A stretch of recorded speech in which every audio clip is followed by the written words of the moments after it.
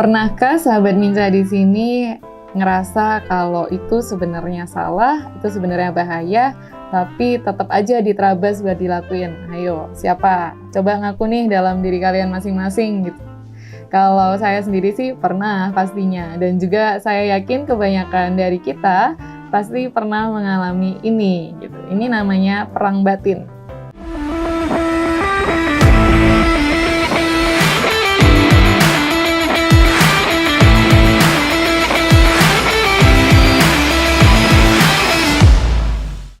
Selamat datang di podcast kita Psikologi Indonesia. Kembali lagi bersama aku Elis. Di sini aku akan membahas tentang disonansi kognitif atau perang batin dalam diri kita. Ya, apa sih perang batin itu? Perang batin itu adalah kondisi di mana kita mengalami konflik internal di dalam diri kita. Yang mana konflik itu terjadi karena adanya ketidaksesuaian antara tindakan kita dengan apa yang sebenarnya kita yakini dalam hati kita. Nah, yuk coba dipikir-pikir lagi nih, kira-kira sahabat Minca barusan ngalamin itu nggak ya hari ini? Contohnya seperti apa sih tentang perang batin itu? Yang pertama, ini cuma contoh ya, tapi banyak sekali kasus-kasus lain di dalam kehidupan kita. Nah, contoh yang pertama itu adalah merokok. Bagi sahabat Minca yang merokok atau siapapun di luar sana yang mungkin adalah perokok gitu ya. Nah, ketika mereka merokok, biasanya mereka akan mengalami perang batin di mana mereka sudah mengetahui bahwa merokok itu adalah sesuatu yang bahaya untuk kesehatan. Sesuatu yang tidak baik, sesuatu yang tidak boleh menjadi kebiasaan atau kecanduan. Tetapi kebanyakan perokok itu tetap terabas aja, tetap merokok. Nah, itu adalah sesuatu yang namanya perang batin. Nah, contoh yang kedua perang batin itu seperti misalnya kita itu berbohong. Berbohong seperti apa?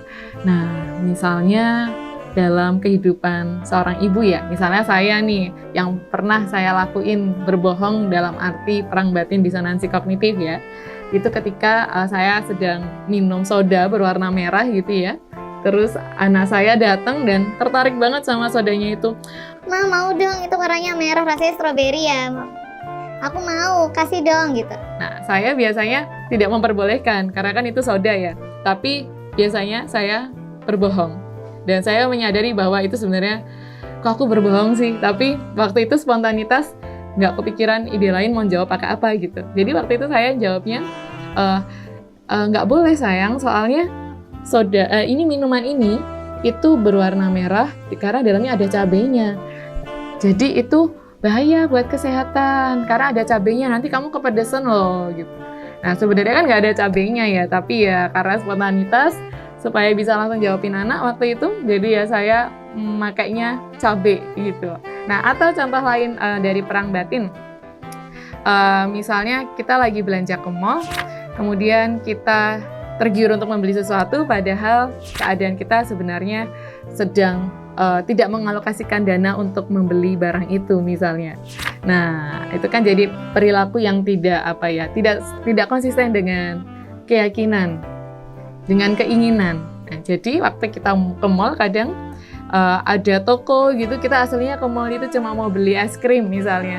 Tapi karena ada satu toko sepatu baru buka di mall itu, kemudian banyak sekali diskonnya gitu ya, terus mampir deh, terus ngeliatin, wah sepatunya kok bagus-bagus ya, terus nih ada yang diskon nih, ternyata diskonnya lumayan, tapi harganya tetap aja masih mahal, dan itu di luar budget kita sebenarnya, karena budget kita mungkin sudah teralokasi untuk yang lain gitu ya. Tapi karena adanya keinginan yang kuat waktu itu, keinginan yang maksudnya sifatnya sementara gitu ya, akhirnya tetap beli, padahal dalam hati sudah merasa bahwa Jangan Elis, jangan. Soalnya itu harganya segitu. Sedangkan alokasimu buat main ke mall hari ini cuma berapa, misalnya beli es krim cuma 20.000 aja. Masa kamu mau keluar duit berapa, misalnya 300.000 apa 500.000? Jangan deh. Sebenarnya dalam hati kita sudah ngomong kayak gitu ya, tapi kenyataannya kita tetap beli. Nah, itu adalah perang batin juga. Begitu ya, seperti ya intinya seperti tindakan boros kita, kemudian tindakan kita yang tidak sehat, perilaku tidak sehat kita seperti makanan yang kurang sehat, kemudian kebiasaan yang kurang baik seperti merokok dan lain-lain. Nah, itu biasanya menjadi perang batin dalam kehidupan kita. Nah, kemudian perang batin itu kalau dalam psikologi biasanya kita sebut dengan disonansi kognitif. Apa sih disonansi kognitif itu? Sama halnya seperti perang batin ya, Sobat Minca. Tapi disonansi kognitif ini pengertiannya adalah kondisi di mana kita mengalami ketidaknyamanan psikologis karena adanya ketidakselarasan antara keyakinan kita dengan perilaku kita. Sebenarnya hampir mirip nih dengan perang batin, sama aja ya. Perang batin itu adalah bahasa yang sehari-hari, sedangkan disonansi kognitif itu bahasa yang lebih ilmiah gitu ya. Nah, disonansi kognitif ini sangat penting karena pengaruhnya itu cukup besar dalam kehidupan kita, karena mempengaruhi bagaimana cara kita mengambil keputusan, menyelesaikan masalah gitu. Dan dalam kehidupan kita nih, dari pagi sampai dengan malam itu isinya adalah tentang mengambil keputusan, tentang menyelesaikan sebuah masalah, menentukan pilihan. Nah, ini ada peran besar dari disonansi kognitif itu. Nah, oleh karena itu di sini kita perlu tahu tentang mekanisme apa saja yang terjadi dalam disonansi kognitif itu. Nah, mekanisme yang pertama nih, disonansi kognitif itu biasanya terjadi pada seseorang dengan mekanisme yang mengurangi disonansi kognitif.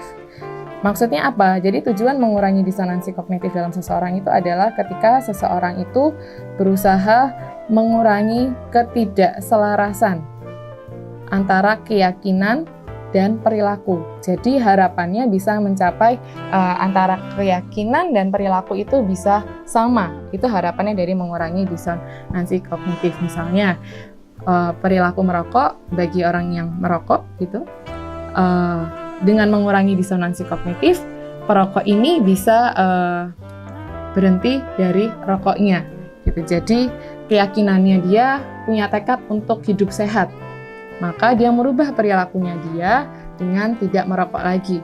Maka ada di situ dia sudah mencapai kesamaan antara keyakinan dengan perilaku. Jadi keyakinannya untuk hidup sehat dan perilakunya untuk berhenti merokok. Itu mencapai kesesuaian, itu mengurangi disonansi kognitif. Tapi ada juga mekanisme yang lain nih.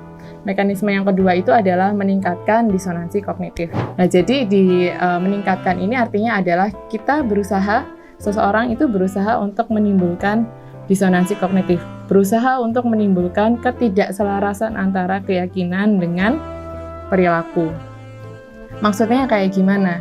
Jadi kalau tadi itu berusaha mencapai antara keyakinan dengan perilaku itu adalah sama gitu ya.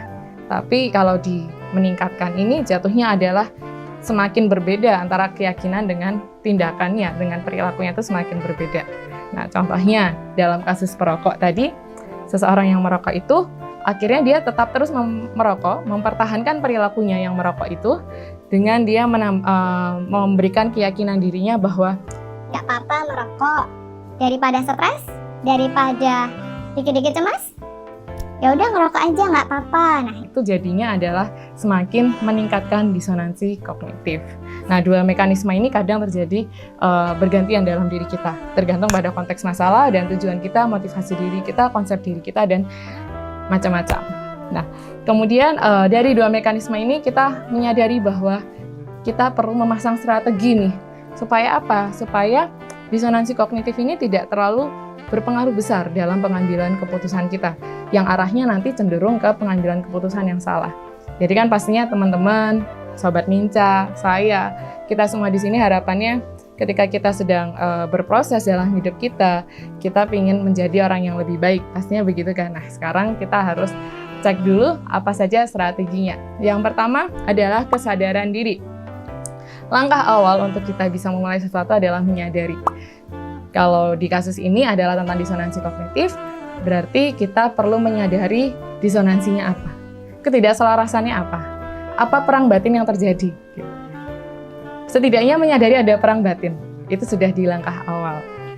Karena kadang kita tidak menyadari apa yang sebenarnya terjadi dalam diri kita, ya nggak sih? Cuma kayak waktu berlalu, beberapa aktivitas berlalu, terus kita cuma kayak tinggal merasakan gejala-gejalanya aja seperti, wah aku cemas terus ya hari ini ya, gitu. Kok aku aku pusing ya gitu. Padahal sebenarnya itu adalah tumpukan-tumpukan dari disonansi kognitif atau perang batin yang tidak terselesaikan dari dalam diri kita. Nah, paling tidak langkah awalnya itu adalah menyadari bahwa terjadi perang batin. Misalnya, contoh, misalnya seharusnya tadi bangun pagi, alarm bunyi itu harusnya bangun, ya nggak sih? Tapi kok aku malah matiin alarmnya, terus lanjut tidur lagi. Nah, siapa coba yang kayak gitu di rumahnya tadi, terutama tadi pagi nih. Nah, ya contohnya kayak gitu, kita harus menyadari setidaknya ada perang batin itu. Nah, yang kedua, ketika kita sudah menyadari perang batin itu, kita perlu untuk menggali informasi, untuk riset, menggali informasi, mencari pengetahuan tentang apa? Tentang disonansi itu. Entah itu tentang keyakinannya atau tentang perilaku kita. Misalnya tentang bangun kesiangan gitu. Nah, kita perlu cari tahu tentang dampak bangun siang itu seperti apa. Kemudian kita juga perlu menelusuri informasi, misalnya perilaku malas bangun itu dampaknya apa, atau mungkin dalam konteks yang lain, misalnya merokok gitu.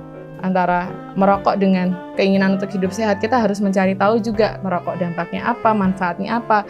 Kemudian hidup sehat itu harus seperti apa, bla bla bla bla. Nah, itu kita harus kumpulkan semua informasinya, biar kita jadi punya banyak info gitulah, kita bisa semakin kritis lagi. Nah, ini masuk ke langkah yang selanjutnya, yaitu kita harus bisa mengevaluasi diri kita.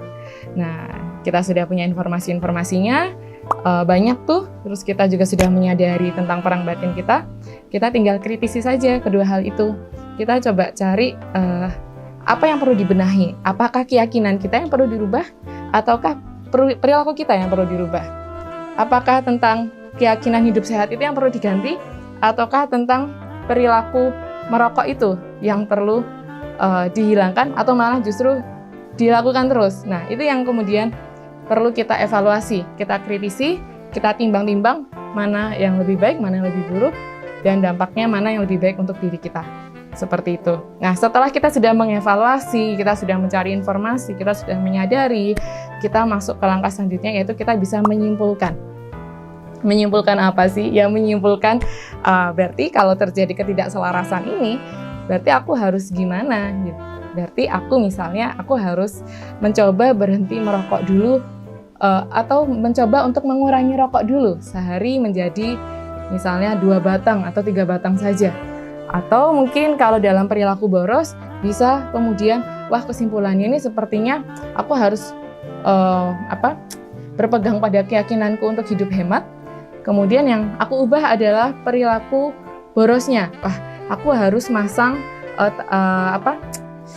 maksimal uang jajanku di mall adalah 50.000 misalnya. Itu aku harus bisa kayak gitu. Nah, itu kita sudah masuk di kesimpulan. Kita bisa menyimpulkan dari kesadaran kita, dari informasi yang kita cari, dan dari evaluasi diri kita. Nah, selanjutnya kalau kita sudah punya kesimpulan, kita sudah dapat titik temu nih, kita dapat pencerahan gitu kan. Nah, selanjutnya kita harus bisa untuk bertindak. Jadi percuma kalau kita udah punya solusi, tapi itu nggak kita lakuin. Kadang kita udah sampai di mikir, dalam proses kognitif kita ya, kita sudah sampai mikir ini aku harus kayak begini nih, sudah sampai di situ, tapi realitanya tetap tidak dilakukan. Nah, itu.